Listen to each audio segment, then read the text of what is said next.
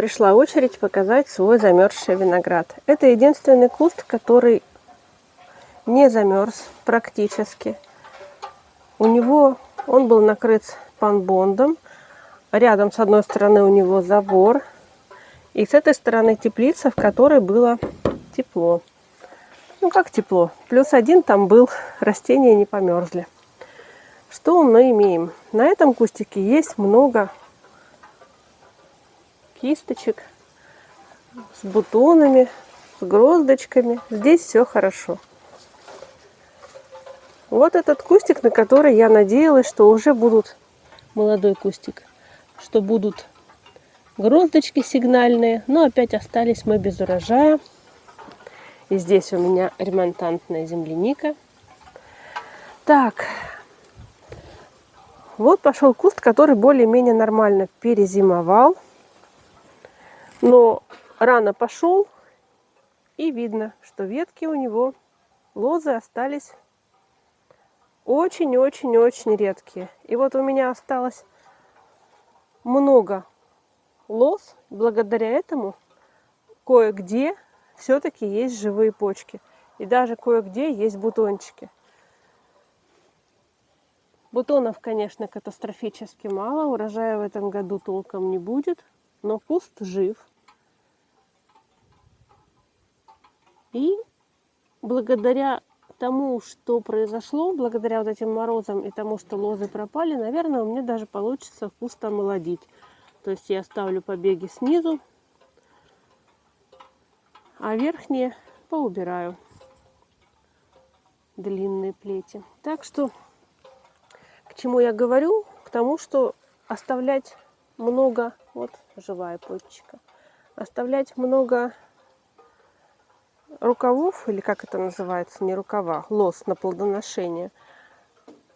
Ну, с одной стороны это плохо, а с другой стороны вот я оставила много-много-много, и все равно здесь ничего не выросло. То есть вот видно длинный. Вот один есть, вон один есть. Какой-то минимум, конечно, будет.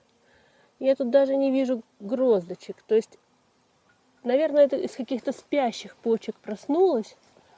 Вот эти все кустики, они пошли рано. И в результате урожая на них нет. Ну, скорее всего, и не будет. Так, здесь тоже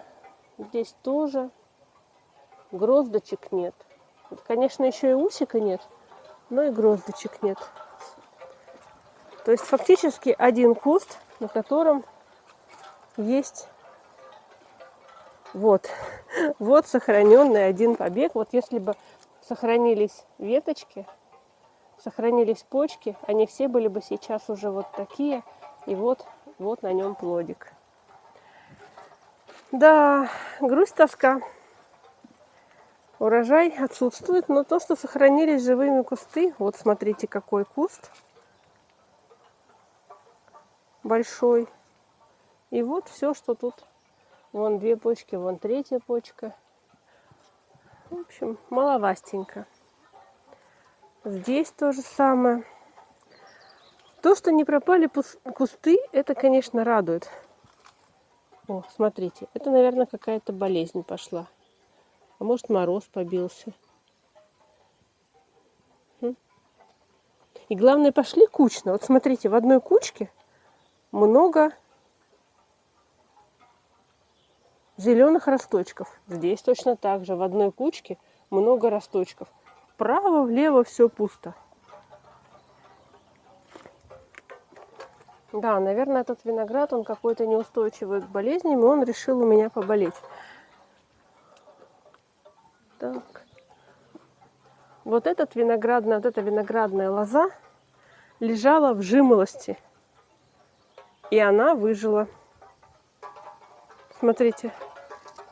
И на ней тоже, скорее всего, будут... О, соседская собака. Так, а вот этот куст... Вот, смотрите. Пошел только из центра. Вообще все лозы у него без ростков. Я подожду, пока полностью высохнут вот эти. Вот видите. веточки, потому что я в прошлые выходные попыталась их обрезать, чтобы дать силы вот таким росточкам. Но не получилось у меня обрезать, потому что потекли, заплакал виноград, потек сок. Вот такая катаклизма. То есть виноград, несмотря на эпин, несмотря на укрытие, мороз не пережил, в отличие от черешни. Ну, в принципе, немножко винограда будет. Тут, конечно, уже речь не идет о соке и о вине, как в прошлом году. Вот такой вот. Посмотрим, что будет дальше на этом винограднике. Всем пока-пока. И пусть у всех виноградные кусты будут живыми и радуют своим урожаем.